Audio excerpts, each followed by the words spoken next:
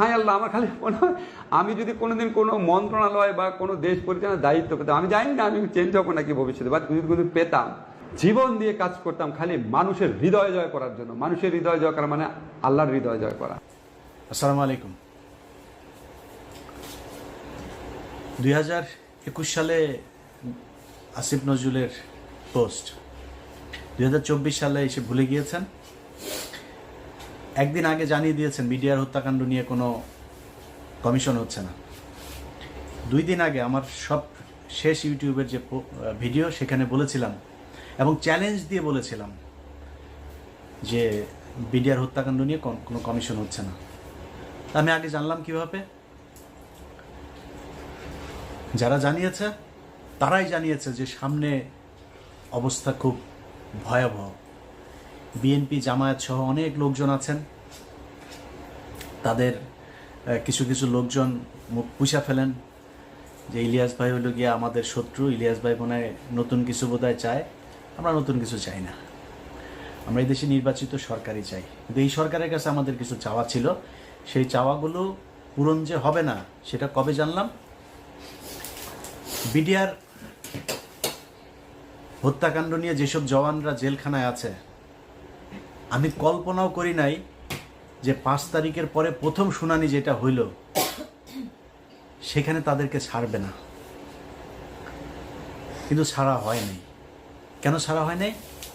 এটা আমাকে প্রচণ্ড রকমের অবাক করেছে। তারপর থেকে কিন্তু আমি এই আসিফ নজরুলদের আপনার করা শুরু করেছে। কারণ কি, খবর তো আছে যে বিডিআরের এই যে জওয়ান, এই বিডিআর জওয়ানদেরকে তারা ছাড়বে না। কারণ এদের কাছে অনেক তথ্য আছে, যেই তথ্য তারা বের করতে চায় না। 5 তারিখ থেকে আজ পর্যন্ত এর মাঝখানে 2 জন জওয়ানকে মারা হয়েছে। সামনে 9 তারিখে একটা শুনানি আছে, জামিন শুনানি, 4 নম্বর শুনানি 5 তারিখের পরে। 3টা শুনানির ভেতরে যে ছাত্র নেতারা আছেন, সমন্বয়করা, তাদেরকেও আমি বলেছি যে ওদের শুনানির দিন যাবেন। সব শেষ শুনানিতেও তাদেরকে খুব অনুরোধ করেছিলাম যাবেন, কেউ যায় নাই, কোনো মিডিয়াও যায় না, তাদেরকে না করে দেওয়া হয় এসব বেশি আলোচনায় না আনতে। 9 তারিখে আরেকটা আছে। আমি প্রথম যেদিন দেখলাম যে এরা কেউ যায় না, সব শেষ তাদেরকে অনুরোধ করলাম, হাসনাত সহ সবাইকে অনুরোধ করলাম যে ভাই একটু যায়েন, ওদের এটার ব্যাপারে, ওরা এখানে পরিবারগুলো থাকবে। সেই পরিবারগুলো দেশের বিভিন্ন জায়গা টায়গা থেকে আসলো, কেউ গেল না। জামিন হয় না, একটার পর 3টা শুনানি গেল, 4 নম্বর শুনানি। বিডিআর হত্যাকাণ্ডের বিচার যদি হয় তাহলে এই দেশে অনেক কিছু পরিষ্কার হয়ে যাবে। এই কারণে বিডিআর হত্যাকাণ্ড নিয়ে তারা বিচার করবে না। আপনাদের মনে আছে বিএনপির পিন্টু ভাইকে জেলখানায় স্বাভাবিক মৃত্যু হয় নাই, তাকে মেরে ফেলা হয়েছে। কারণ পিন্টু ভাইকে যদি বাঁচিয়ে রাখতো তাহলে পিলখানা হত্যাকাণ্ড নিয়ে অনেক ঘটনা বের হয়ে যেত, এই কারণে তাকে মারা হয়েছে। এখন এই যে বিডিআরের যারা সৈনিক আছে, আমি আমার কাছে কেউ কিছু বলে না, কিন্তু আমার ধারণা, ধরেন সব শেষ এখানে যেই এই শুনানির পরের যে মাঝখানের যে সময়টা, এই সময়ের ভেতরে তারা একটা পরিকল্পনা করতে পারে। যেহেতু এটা নিয়ে অনেক আলোচনা হচ্ছে, আমরা এখান থেকে কয়েকজন সৈনিক ছাড়বো, সবাইকে ছাড়বে না। কান কেটে ফেলে দেব যদি সৈনিকদের সবাইকে ছাড়ে। আরেকটা চ্যালেঞ্জ নিলাম, যান, ভিডিও রেখে দিলাম, তো এই ভিডিওটা রেখে দেন। 9 তারিখ, জানুয়ারি 9 তারিখের পরে, তারপরে এটা নিয়ে আপনারা চ্যালেঞ্জ আমার এটা গ্রহণ করবেন। তো এদেরকে ছাড়া হবে না।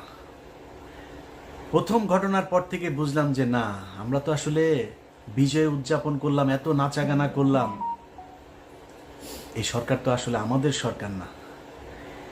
এদের ভেতরে ডক্টর মোহাম্মদ ইউনূসকে সামনে রেখে সব ভেজাল চিটা সব এটার ভেতরে ঢুকিয়ে দেওয়া হয়েছে। ইন্ডিয়ান পুরো সেকেন্ড লেয়ারের যা আছে সব এই জায়গায় বসানো। ডক্টর মোহাম্মদ ইউনূস চাইলেও কিছু করতে পারে না। এখন ডক্টর মোহাম্মদ ইউনূসের সামনে রাস্তা একটাই আছে, উনি যে কোনো দিন শুনবেন যে উনি চলে গিয়েছে দেশ থেকে। এরপরে কি হবে? পুরো সেট আপ সাজিয়েছে আসিফ নজরুল, মাহফুজানা, মতিউর রহমান। সব জায়গায় বিএনপির কিছু লোকজন আছেন, তাদের খুব মনে হয়, আমার নিয়ে মনে হয় খুব কষ্ট। কিছু আমি ঢালাওভাবে বিএনপি জামাতকে নিয়ে ঢালাওভাবে কথা বলার মতো স্পর্ধা আমি দেখাইতে পারবো না। এই দলের মানুষ আমাকে প্রচণ্ড ভালোবাসেন, আমাকে প্রচণ্ড শ্রদ্ধা করেন, তাদের নিজেদের মানুষ মনে করেন। তারা ধান খেতে ঘুমিয়েছেন, তাদের অনেক মানুষ হত্যার শিকার হয়েছে। এই সব শেষ আন্দোলনেও 95% মানুষ জামাত এবং এই বিএনপির লোকজন মারা গিয়েছেন, শহীদ হয়েছেন যারা। অতএব আমরা এদের ব্যাপারে কথা বলতে গেলে রেসপেক্ট করে কথা বলতে হবে, আমার ব্যাপারে কথা বলতে গেলেও একটু রেসপেক্ট দেখায় কথা বলতে হবে। আমাকে বলা হয়েছে যে জামাতের একটা গতকালকে একটা প্রতিবাদ জানিয়েছে আমার একটা বক্তব্যে। সে বক্তব্য হচ্ছে, আমি বলেছি জামাতের যে নায়েবে আমির আছেন ওই যে তাহের সাহেব, এই তাহের হচ্ছে রয়্যাল লোক। এটা বলার পরে তারা বিবৃতি প্রতিবাদ জানিয়েছে আমার এই বক্তব্যের।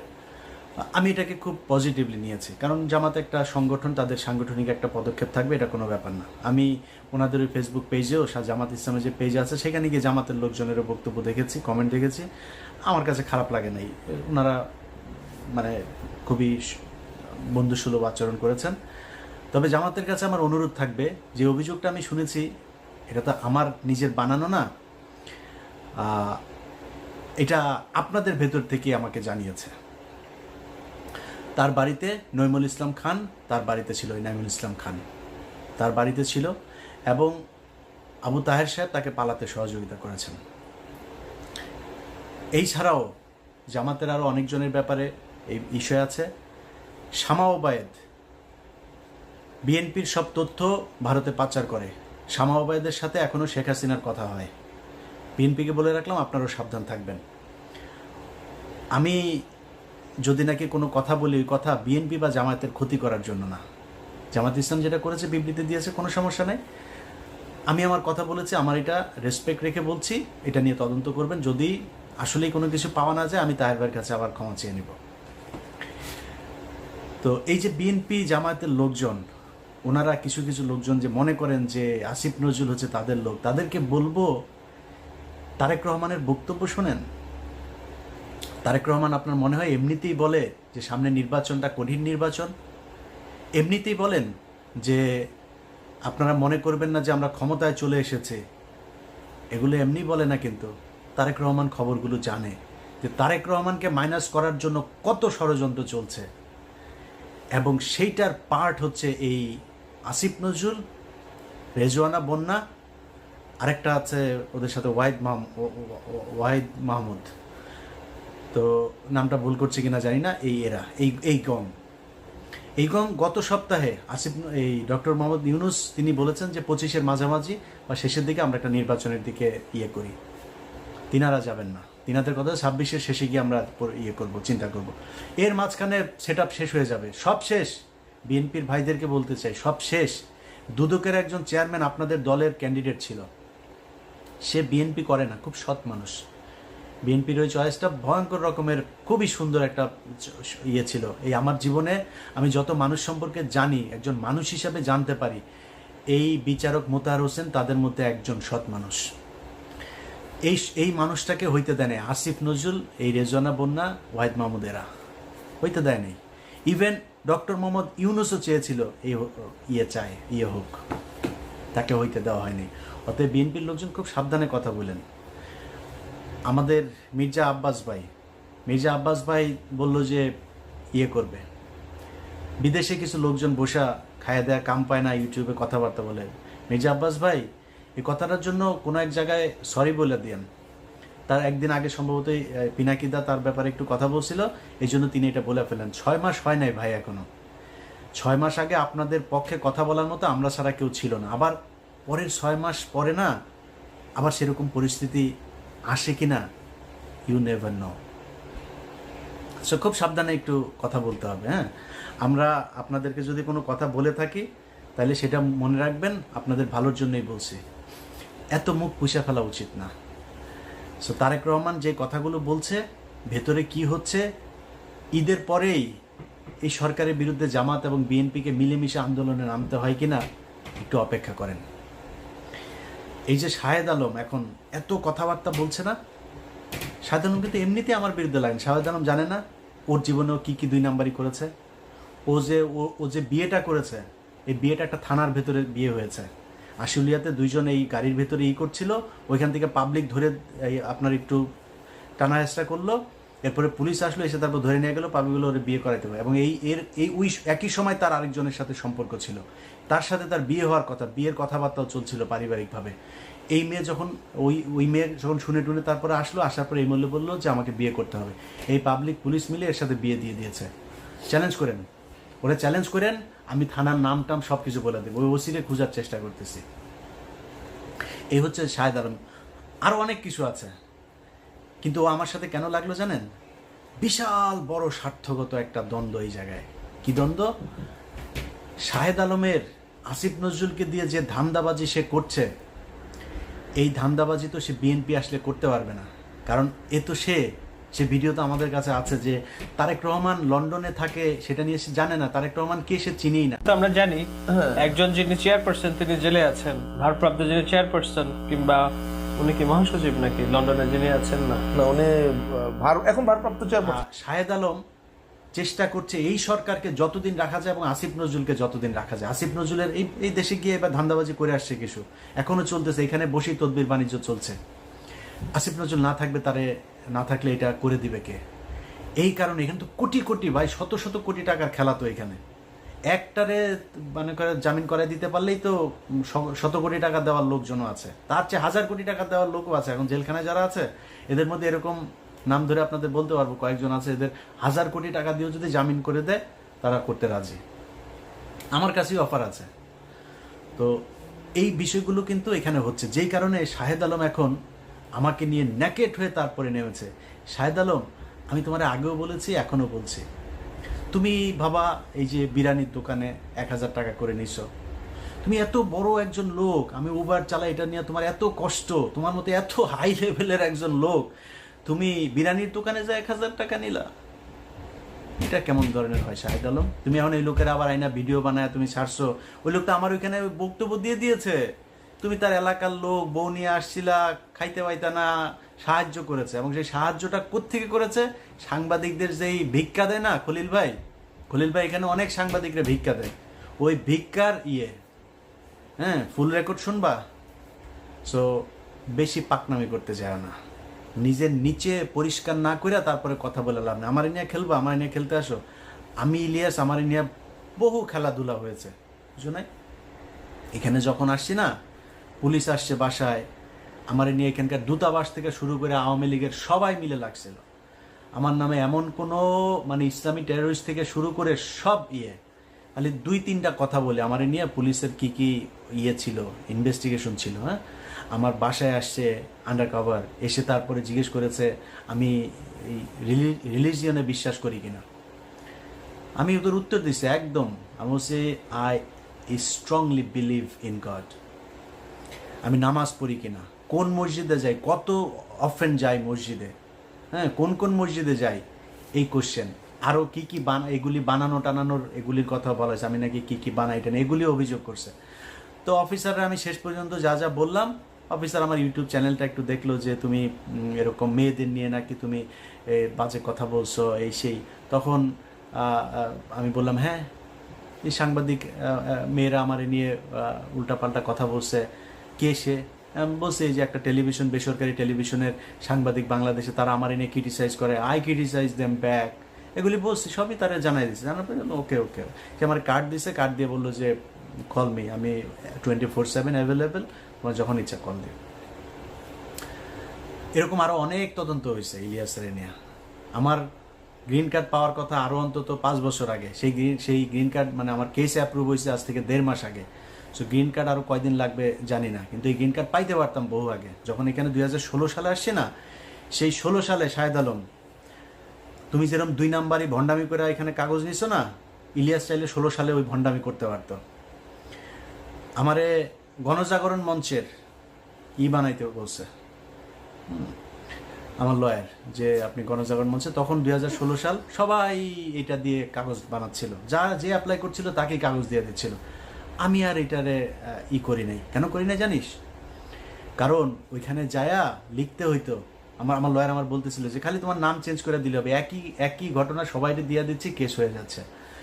যে বাংলাদেশের ফান্ডামেন্টালিস্ট যারা আছে তারা মানুষের ধরে ধরে জবাই করছে, ওই যে অভিজিৎ হত্যাকাণ্ড হইলো তখন, এরা জবাই করছে, তারপরে গণজাগরণ মঞ্চে এরকম ইসলামিক যে ফান্ডামেন্টালিস্ট আছে যে তারা এখানে এটার একটা টেরোরিস্ট একটা অর্গানাইজেশন হিসাবে কাজ করছে, এরকম কথাবার্তা। আমি চিন্তা করলাম যে আল্লাহ যদি আমাকে আমেরিকার কাগজ লিখে রাখেন বা আমাকে ভালো রাখেন, সেটা আমেরিকায় থাকলে হবে, বাংলাদেশে থাকলে হবে, যেখানে আল্লাহ মনে করেন ওইখানে। কিন্তু আমি এগুলি বলে আমি কোর্টে যাব, আমি ইমিগ্রেশন অফিসারের কাছে যাব, সে আমার এই লেখাটা পুরো পড়বে, পড়ে দেখবে যে আরে মুসলমানরা এত খারাপ। আমি ওই রাস্তায় শাহেদ আলম যাইনি। কি বলতে চাচ্ছি সেটা তুমি খুব ভালো করে বুঝতে পারছো।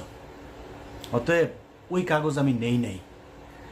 আর এরপরে এইখানে এই যে উবার চালায় খাইটাই এগুলি বলে পাবলিকরে কি বলদ বানানো যাবে? তোর বাসায় মহিলা মানুষ যেই কটা আছে সব কটা প্রেগনেন্ট হয়ে যাওয়ার কথা, যেই গালি পোলাপান তোরে দিচ্ছে, আমার এই গালি দিলে জীবনে কোনোদিন ইউটিউবের সামনে আসতাম না। মানুষের সামনে যায় বলিস তুই এলি বিশাল জমিদারের নাতি, 1000 টাকা নিয়ে খলিল বিরানির থেকে খাওয়া লাগে। তুই এত বড় এক ডেভেলপার, তুই ওয়েব ডেভেলপ করিস, তুই প্রমোটার, তুই এখানে প্রমোশনের কাজ করে তারপরে 1000 টাকা তোরে সাংবাদিকদের খয়রাতির থেকে তোরে দেয়। মানুষের বুঝতে সমস্যা আছে, তুই আমি ভিডিও দিলেই হবে, খলিল বাইরে হাতে পায়ে ধরে আরেক ভিডিও বার করলেই হবে। শাহেদ আলম সহ যারা যারা এখন কিনা এদেরকে ক্ষমতায় রাখার জন্য চেষ্টা করছে, এটা তাদের স্বার্থের কারণে, দেশের কারণে। শাহেদ আলম এই সে মানুষের কাছে বলে বেড়ায় তার নাকি দেশের বিশাল আকারে অবদান। এ হলো সেই ব্যক্তি 2018 সালে আওয়ামী লীগের কাছ থেকে টাকা পয়সা খেয়ে সব বিভ্রান্তিমূলক কথাবার্তা বলতো, মনে আছে?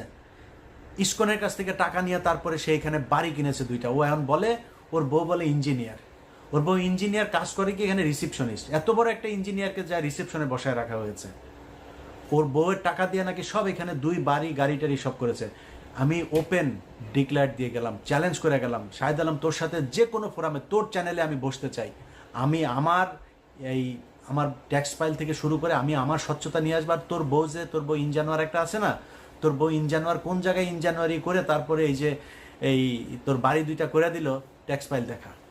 এই দেশে তোর বউর মতো এত বিশাল বিশাল বড় একজন নাসার ইঞ্জিনিয়ারে তো তুই করতে পারবি না, তাই না? টাকা ছাড়া তো ক্যাশে তো আর টাকা দেয় না, তাই না? চেকের মাধ্যমে টাকা দিয়েছে। সো চেক আছে, চেক দেখাইস, কান কেটে ফেলবো। এখন তোর বাপ আসিফ নজরুলের কাছ থেকে আরো ধান্দাবাজি করে আরো বাড়ি করার চিন্তা ভাবনা করছিস। সো এইসব টাকা পয়সা তো বের হয়ে যাবে এক সময়।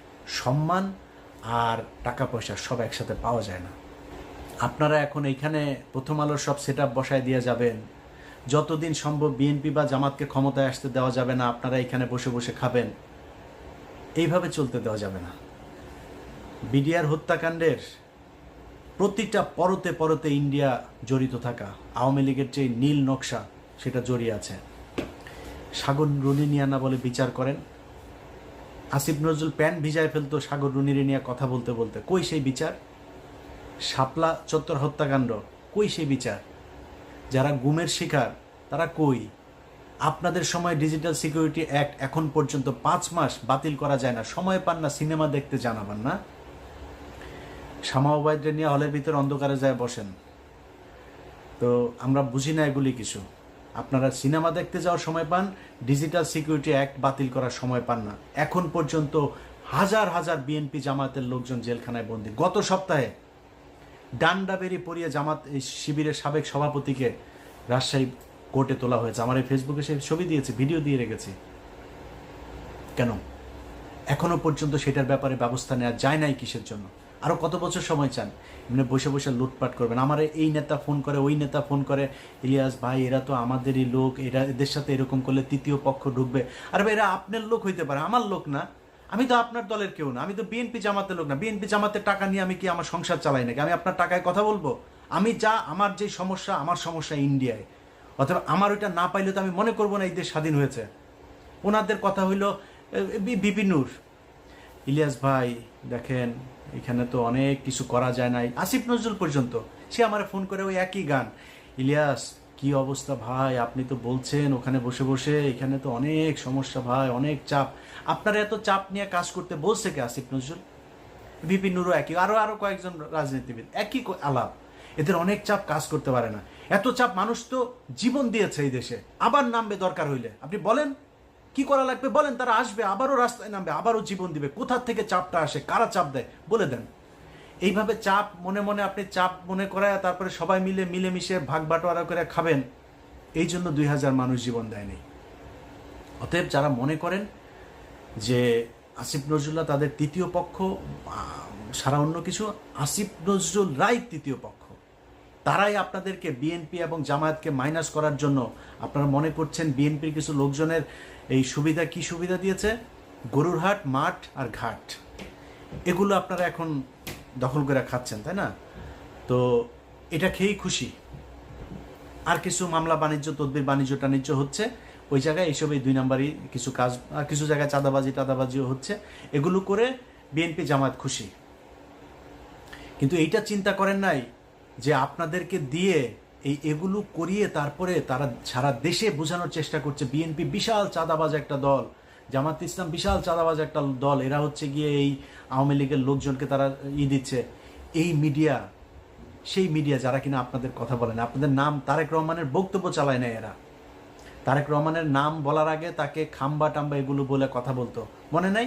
এই মিডিয়া সেই মিডিয়া একটাও চেঞ্জ করে নাই, সব ওই জায়গাতেই আছে, শুধু সময়ের অপেক্ষায় আছে। সব সেট ঠিক হইলে এই যে চিন্তা করছেন না, সব কিছু চেঞ্জ হয়ে যাবে। এই যে গোয়েন্দা সংস্থা, আপনার কি মনে হয়? মানব জমিন নিউজ করেছে, দেখেছেন গত পরশুদিন কি বলেছে তারা?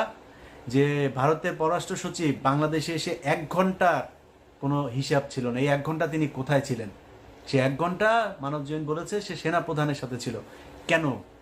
ডক্টর ইউনূসকে বাইপাস করে সেনাপ্রধানের সাথে পররাষ্ট্র সচিবের এই বৈঠক কে করিয়ে দিয়েছে? এটা খুঁজে বের করতে হবে। যারা মনে করছেন তৃতীয় পক্ষ, দিন যত যাবে তত বিএনপি এবং জামায়াতের জন্য এই দেশ কঠিন হয়ে দাঁড়াবে। যারা মনে করেন যে না, ওদেরকে আরো সময় দেওয়া উচিত, এই ইলিয়াস ভাই এখন এত এইসব নিয়ে কথা বলার দরকার নাই, আচ্ছা ধরেন দুর্নীতি দমন কমিশন সব শেষ, যেটা বিএনপি চেয়েছিল একজনকে বসতে দেয়নি। পুলিশের ভেতরে আপনি দেখেন ডিএমপি কমিশনার, আইজিপি, কেন বাইরের থেকে আনতে হবে? কেন পুলিশের ভেতরে ডেডিকেটেড ছিল না, ডিপ্রাইভড অফিসার ছিল না, যারা কিনা মনে করেন যে একজন এসপি আছে, ডিআইজি আছে, তারা কি প্রমোশন দিয়ে উঠানো যাইতো না? বাইরের থেকে কেন আনতে হইলো? যারা কিনা প্রথম আলোতে কলাম লিখতো, কেন এছাড়া কেউ ছিল না? বিষয়টা খুব পরিষ্কারভাবে সাদা চোখে দেখতে হবে যে আসিফ নজরুল হঠাৎ করে 3 তারিখে বিশাল আকারে রাস্তায় নেমে একদম ছাত্রদের সাথে হাতে হাত দিয়ে তারপর রাস্তায় নেমে গেল, এই ফারুকি টারুকি এরা হঠাৎ করে রাস্তায় চলে আসলো, কোনো কিছুই এমনিতে হয় নাই। এগুলোর সবগুলোর পেছনে কারণ আছে। এরা কেন এসেছে, কেন এদের সাথে মিলেছে, কিভাবে এরা সরকারে চলে আসলো, কিভাবে উপদেষ্টা হয়ে যাচ্ছে, এগুলো সব হিসেব মেলাইতে হবে। সো বিএনপির যেসব নেতারা আপনার ওই সময় মতো গিয়ে তারপরে আপনাদের সামনে বলবে যে হায় হায় কী করলো ইলিয়াস, আগে যা বলেছিল সেটাই তো ঠিক হইলো, তাদের কিন্তু সমস্যা হবে না। সমস্যা হবে কার জানেন? সমস্যা হবে খালেদা জিয়ার, সমস্যা হবে তারেক রহমানের, সমস্যা হবে আপনারা যারা ধান খেতে কিছুদিন আগে ঘুমাইতেন তাদের।